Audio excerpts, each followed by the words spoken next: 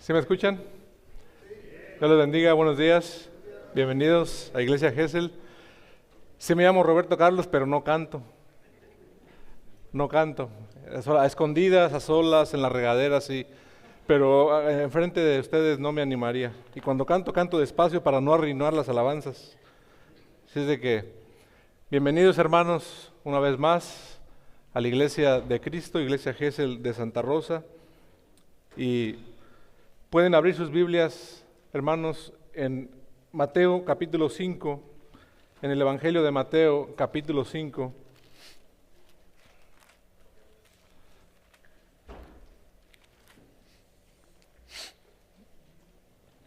Mateo capítulo 5, empezando del versículo 1, y si usted no tiene algún impedimento físico, se pudiera ponerse de pie para leer la palabra de Dios.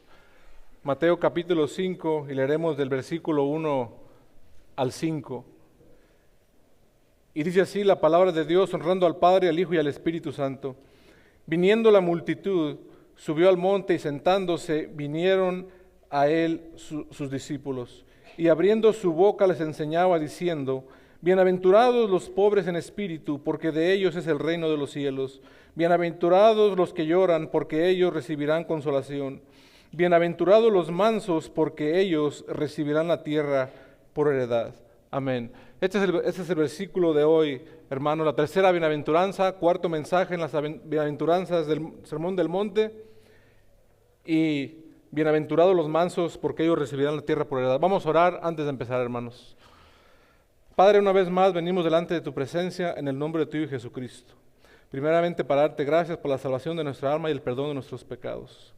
Te pedimos, Señor, que a través de tu palabra hoy nos hables y que solamente tu Hijo Jesucristo sea exaltado. Que tu Espíritu Santo obre en cada uno de nosotros. Que no sea el predicador, sino que Cristo Jesús sea exaltado esta mañana. Y en tu nombre oramos. Amén. Pueden sentarse, hermanos.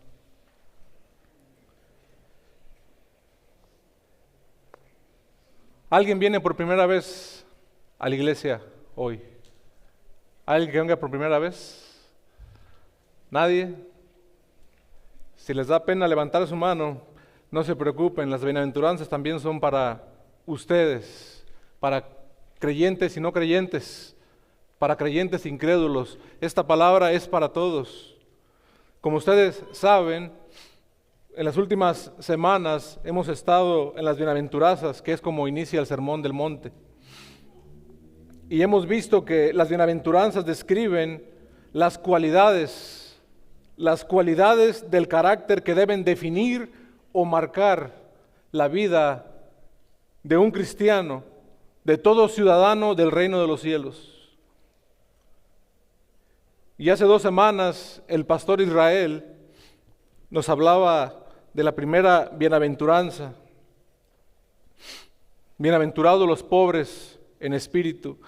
Y nos decía que ser pobre en espíritu significa estar en bancarrota espiritual. Significa que he reconocido que delante de Dios no tengo nada que ofrecer. No podemos entrar al reino de los cielos por nuestros propios méritos.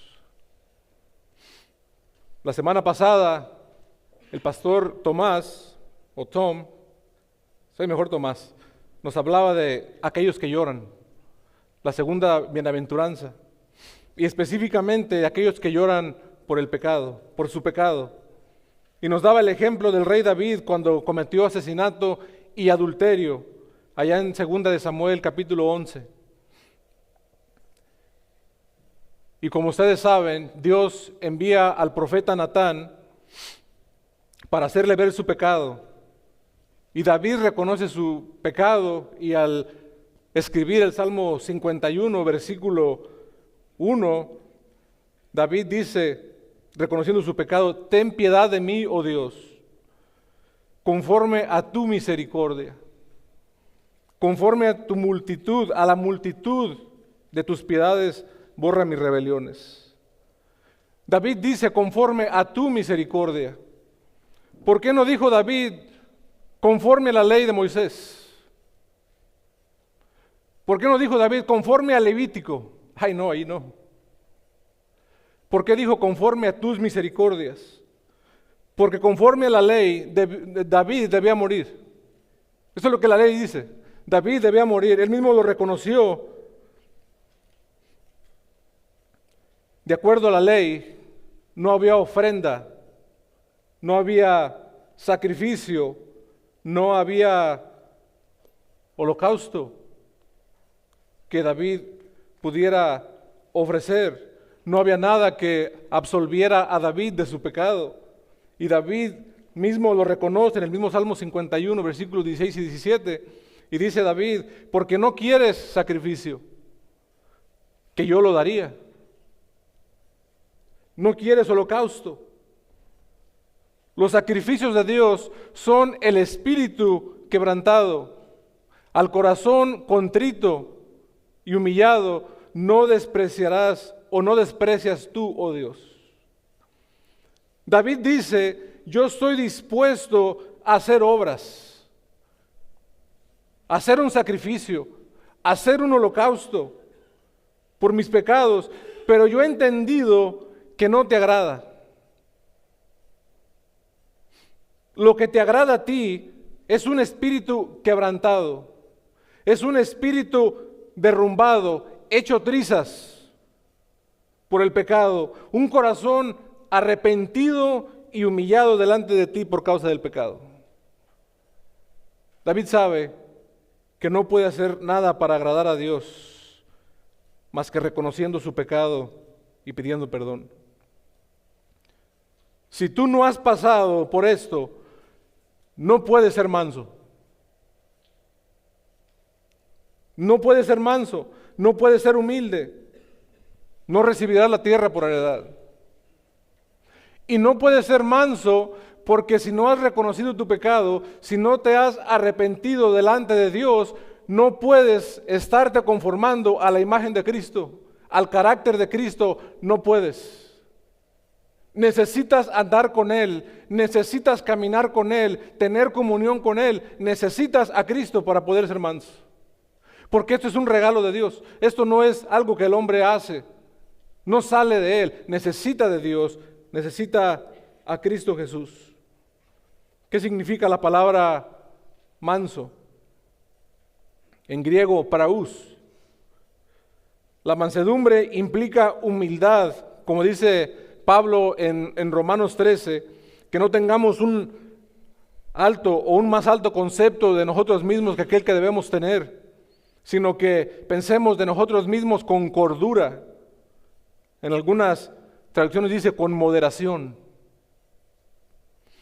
La palabra manso también implica la idea de la gentileza o docilidad, incluso de ternura. Fuerza bajo control es lo que significa ser manso. Fuerza bajo control. En la cultura griega, la palabra manso se usaba para describir un animal o un caballo que había sido amansado, entrenado, domado, domesticado, y que ahora estaba bajo el dominio de su amo. Así es como en la cultura griega se usaba esta palabra manso. Imagínate un caballo grande de guerra,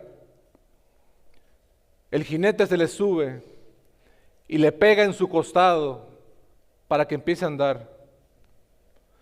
Lo que este jinete acaba de hacer es que acaba de provocar a un animal muy grande y muy fuerte, muchas veces más fuerte que él mismo. Este caballo podría tumbarlo, este caballo podría patearlo, podría morderlo, podría matarlo, pero no lo hace. ¿Por qué? Porque ya ha sido entrenado, ya ha sido domado, ya ha sido amansado. Ahora la fuerza de ese caballo está bajo control.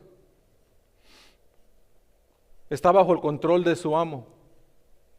Eso es lo que es mansedumbre, esa es la idea de la mansedumbre. Una persona mansa no responde agresivamente a las provocaciones de otra persona.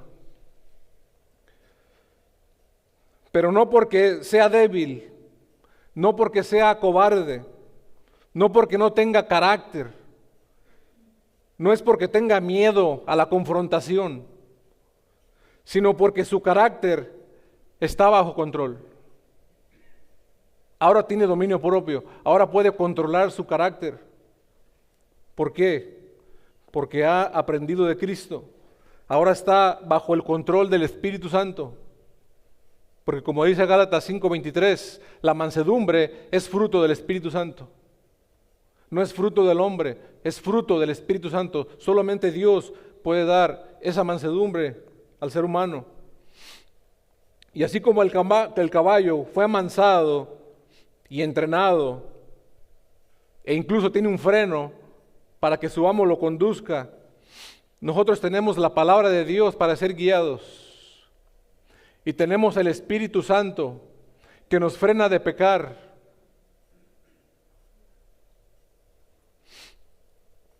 Como dice el apóstol Pedro,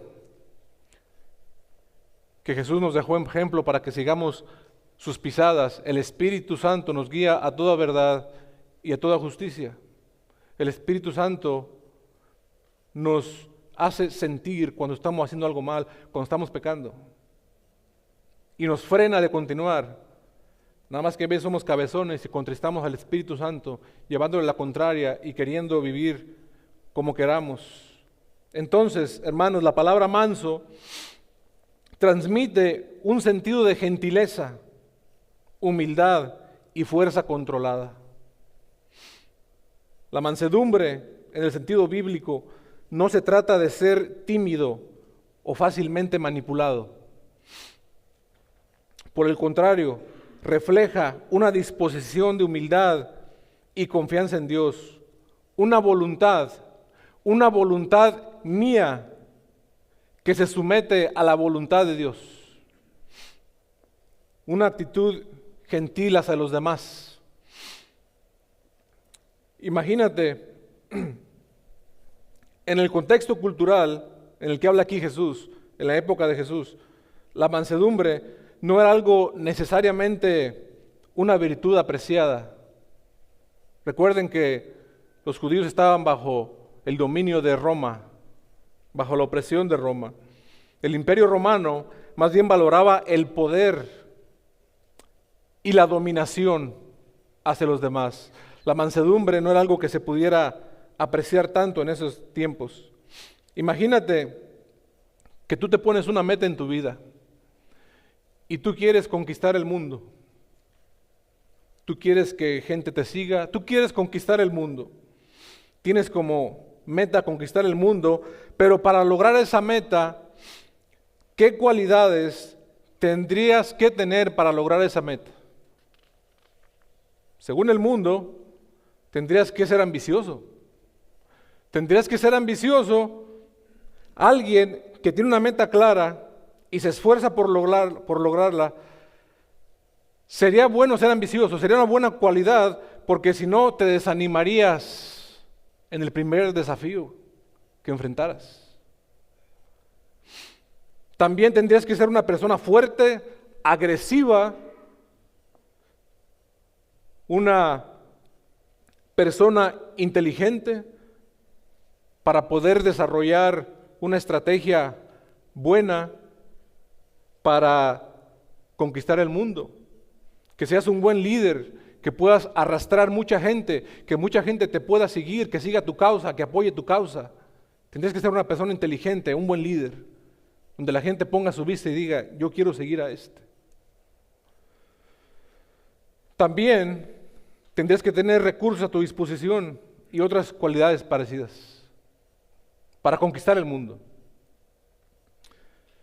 Cuando tú lees las historias de conquistadores, de emperadores y reyes mundanos, tú podrías hacer una lista de cualidades donde aparecen estas y muchas más. Pero en esa lista te va a faltar una cualidad: la mansedumbre. No está ahí. ¿Por qué? Porque la mansedumbre no encaja en el perfil de una persona que quiere conquistar el mundo.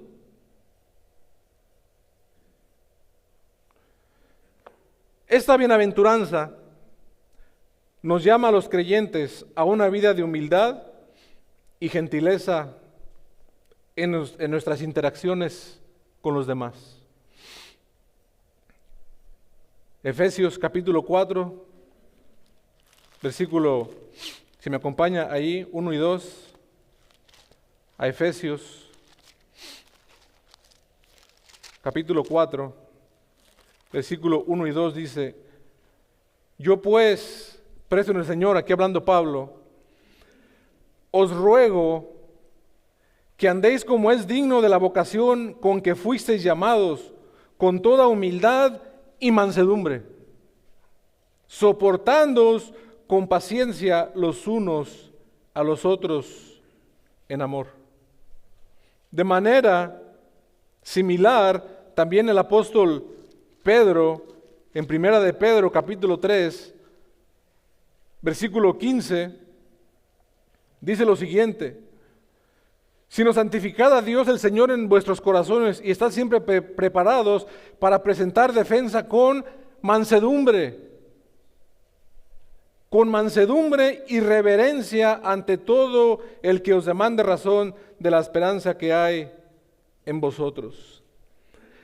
Estas exhortaciones reflejan la importancia de la mansedumbre como una vida cristiana fundamental, que deja ver cómo nosotros los creyentes nos relacionamos con los demás y damos testimonios de nuestra fe. La mansedumbre es importante.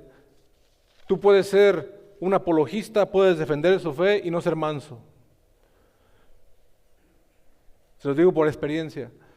Tú puedes debatir con otros religiosos, dejarlos en vergüenza, acabar con sus argumentos y no ser manso.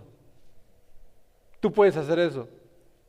Pero sin mansedumbre no vas a llegar a ningún lado. Tú tienes que presentar la verdad con amor y mansedumbre. Ser manso no es una expresión, no es una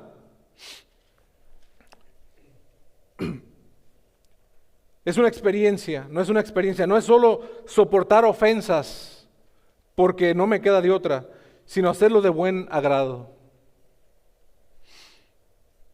El manso no está tratando de defenderse ni justificarse. Dice John Bunyan: el que está en el suelo no debe temer caer. El que sabe que es malo sabrá que nadie dirá algo demasiado malo de él. ¿Es esta realidad en nuestras vidas? ¿Estamos siendo mansos?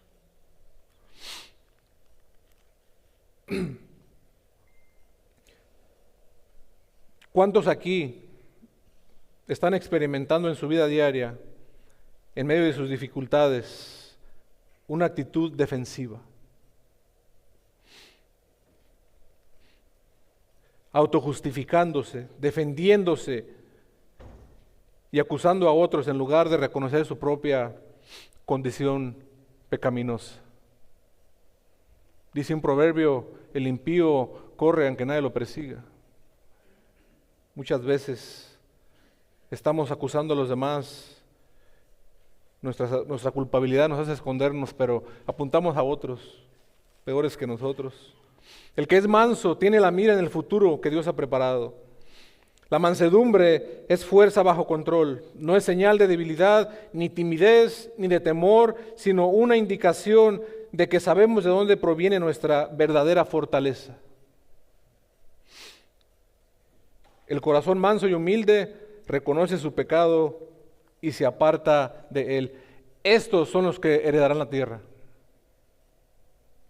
Los que han sido quebrantados son los que heredarán la tierra. Veamos un ejemplo de la mansedumbre en Primera de Pedro capítulo 2. Y este no es un ejemplo, es un perfecto ejemplo de la mansedumbre. Pedro capítulo 2, versículo 23, hablando de Jesús, Dice, quien cuando le maldecían no respondía con maldición, cuando padecía no amenazaba, sino encomendaba la causa a que le juzga justamente. Pedro empieza a citar a Isaías 53. ¿Y qué dice Isaías 53? El versículo 7. Dice Isaías, angustiado él y afligido, no abrió su boca. Como cordero fue llevado al matadero, y como oveja delante de sus trasquiladores, enmudeció y no abrió su boca. Esa es la mansedumbre personificada. Dice Isaías 56, un pasaje mesiánico, di mi cuerpo a los heridores y mis mejillas a los que me mesaban la barba. No escondí mi rostro de injurias ni de disputos. Significa escupitajos. Mesaban su barba, le jalaban su barba y lo escupían, es lo que significa ese versículo. Y no dijo nada. Hablando aquí del Mesías, Jesús no dijo nada. Jesús fue calumniado, fue vituperado, golpeado, escupido, le arrancaban su barba a jalones, lo flagelaron, se burlaron de él, le clavaron una corona de espinas en la cabeza.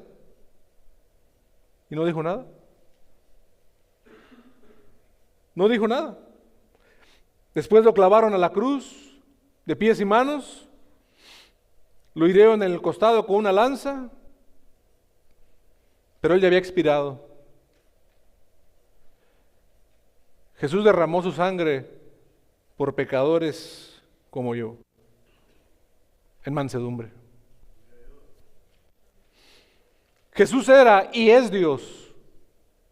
Él pudo haber acabado con sus enemigos.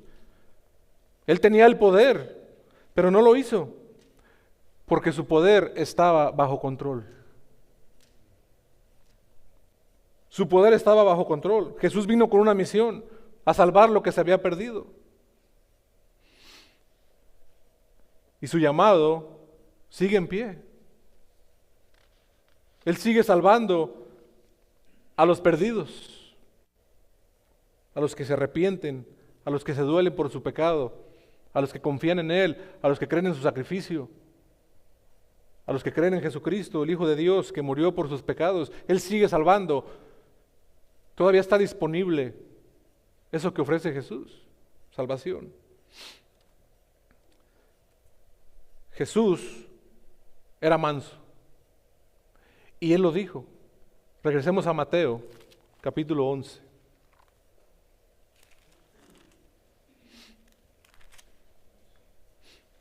Mateo capítulo 11, versículo 28.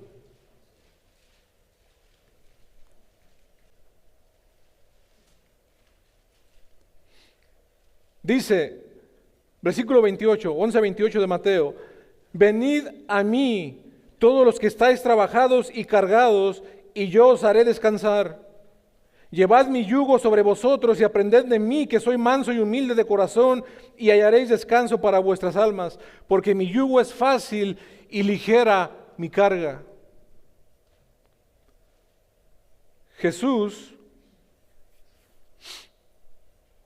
no dijo, aprendan de mí a caminar en el agua.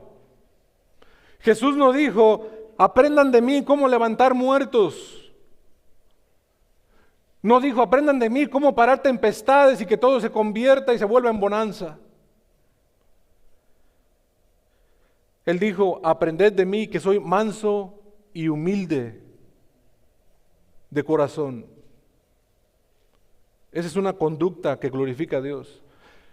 Hermano, que tú seas hijo de Dios, lo que te identifica a ti no es que hagas ni milagros, ni que profetices. Lo que te identifica a ti es que seas manso, es que te parezcas a Jesús. Los dones espirituales o el fruto del Espíritu se refleja en tu conducta. Es algo visible en la conducta del creyente. No en lo que puedas o no hacer, es cómo vives, cómo te conduces delante de Dios y con los demás. Jesús murió en mansedumbre por nosotros y ahora dice, aprendan de mí, que soy manso y humilde de corazón. Dice Jesús, llevad mi yugo. Y Jesús está haciendo referencia a una yunta de bueyes. Una yunta de bueyes está compuesta por 2 bueyes que amarrados a un yugo de madera. Y ese yugo de madera se les colocaba en el cuello a los bueyes para que pudieran jalar cargas pesadas o un arado para jalar cargas pesadas. Cuando iban a entrenar a un buey joven o a un novillo, siempre se ponía el novillo junto a un buey experimentado. Y el joven aprendía del experimentado, aprendía qué tan rápido ir, cuándo darse la vuelta, cómo hacer caso a las instrucciones de su amo. Jesús está diciendo,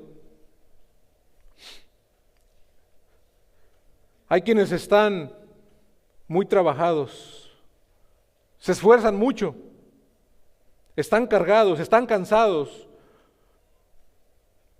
porque por más que se esfuerzan no pueden llevar las cargas, porque necesitan aprender de mí. Me necesitan a mí y no se dan cuenta.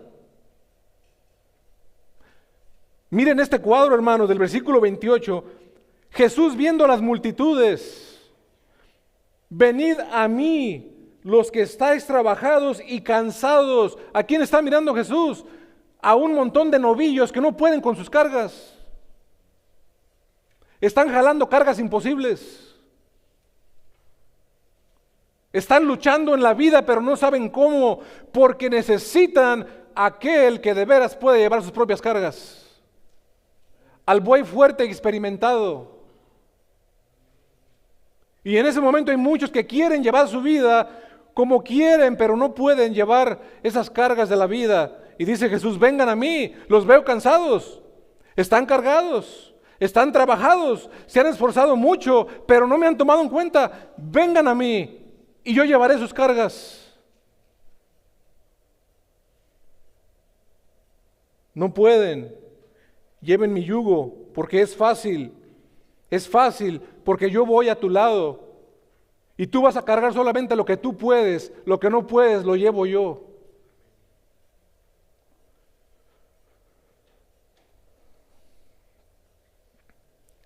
Y la carga se te hará ligera. Mi yugo es fácil porque yo voy a un lado y la carga se te hará ligera porque yo la llevo. A nadie se le dará más de lo que puede cargar, porque Jesús está en control de nosotros.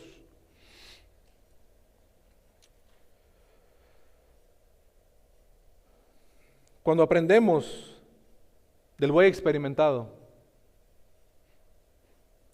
cuando aprendemos de aquel que es manso y humilde de corazón, entonces descansamos. Cuando aprendemos a depender de Él, entonces tenemos descanso. Posiblemente aquí hay alguien que está trabajado y cansado. Está llevando una carga imposible. Necesitas al buey experimentado. Necesitas a Cristo. Ven a mí, dice Jesús, si estás cansado. Y no se refiere a los cansados porque acaban de trabajar en construcción, o a los jardineros, o a los que están trabajando en el campo. Jesús está hablando de almas cansadas. Hallaréis descanso para vuestras almas. Almas cansadas, posiblemente está cansado de vivir lo mismo, sin encontrar propósito en la vida. Ven a mí, dice Jesús, y hallarás descanso para tu alma. Porque separados de mí, nada podéis hacer. Juan 15:5. Separados de mí, no pueden jalar la carga. Separados de mí, no pueden llevar el yugo. Separados de mí, nada podéis hacer, dice Jesús. No importa qué tan pesada sea tu carga. No importa qué tan grande sea el problema que estás pasando. No importa cuál sea la circunstancia, bajo cuál circunstancia te encuentres. Ven a Cristo hoy y entrégale tu vida. Experimenta el verdadero descanso de tu alma. Que no importa lo que estés pasando, tú tengas paz y tranquilidad y gozo, pero eso se encuentra en Cristo. Por eso dice el versículo 5 de Mateo 5, que los mansos heredarán la tierra o recibirán la tierra por heredad, porque esos mansos son los que han reconocido que necesitan ayuda del Salvador, necesitan ayuda de Cristo y se han arrepentido de su pecado y han buscado ayuda, se han refugiado en el Señor Jesucristo y ahora sí empieza el proceso de la mansedumbre, ahora sí nos vamos conformando, Romanos capítulo 8, a la imagen de Jesucristo. ¿Ven a Cristo hoy? Mateo capítulo 5, bienaventurados los mansos, porque ellos recibirán la tierra por heredad. ¿Qué significa esto, hermanos? Que recibirán la tierra por heredad. Posiblemente usted está hasta midiendo las hectáreas que va a recibir. Mire, no se trata de eso. ¿Qué significa recibir la tierra por heredad? Y dicho sea de paso, esta frase en griego, hermanos, que dice que ellos, porque ellos recibirán la tierra, dice porque solo ellos, solo los mansos, solo los de corazón arrepentido, los que se han humillado delante de Dios por causa de su pecado, solo esos heredarán la tierra, solo ellos, solo los mansos, nadie más. Y esto es una promesa de Dios. Tienes que ser manso. ¿Qué significa esto, hermano, de recibir la tierra por heredad? Bueno, se puede entender de tres formas. Y esas tres formas son verdad. La primera es que se puede entender como una realidad presente. La segunda forma de entender esto es que apunta a una verdad escatológica. Y la tercera forma de entender esto es teológicamente. La primera forma de este pasaje es una realidad de hoy, que vivimos hoy. Aquellos que son mansos experimentan un profundo sentido de contentamiento y paz, sabiendo que sus vidas están en manos de Dios. No necesitan aferrarse al poder o afirmar sus propios derechos, porque confían en la provisión de Dios.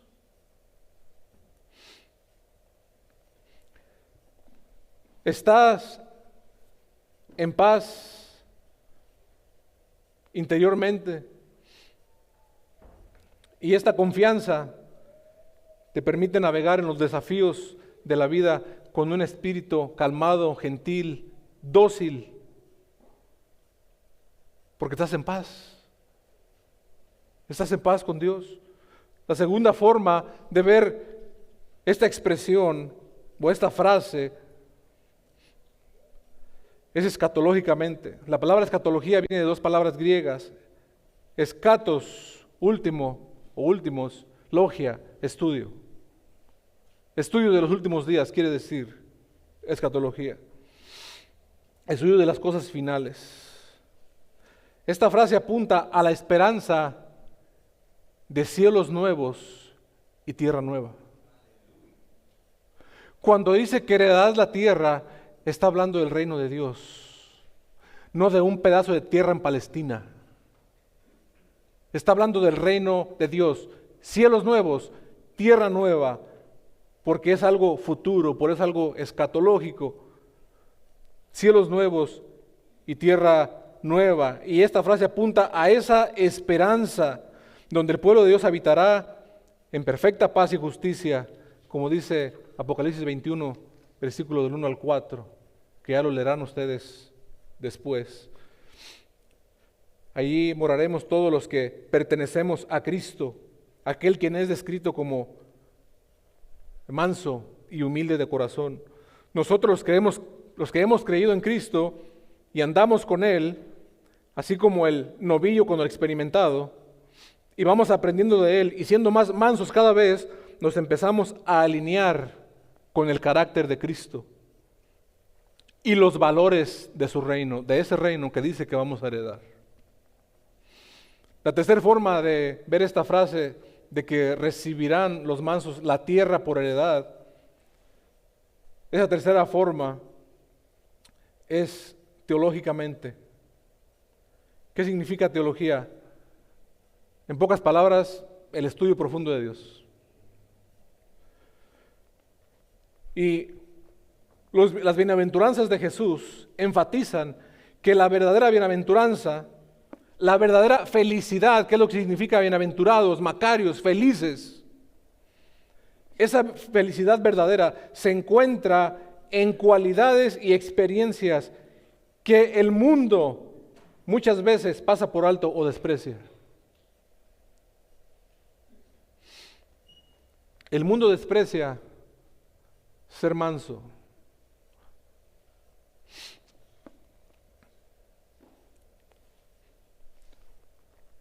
Que Jesús diga que los mansos son bienaventurados, esto nos desafía también a nosotros como cristianos. Nos desafía a nosotros como creyentes a reevaluar nuestros valores y prioridades a la luz del reino de Dios. ¿Estoy o no estoy? ¿He creído o no he creído?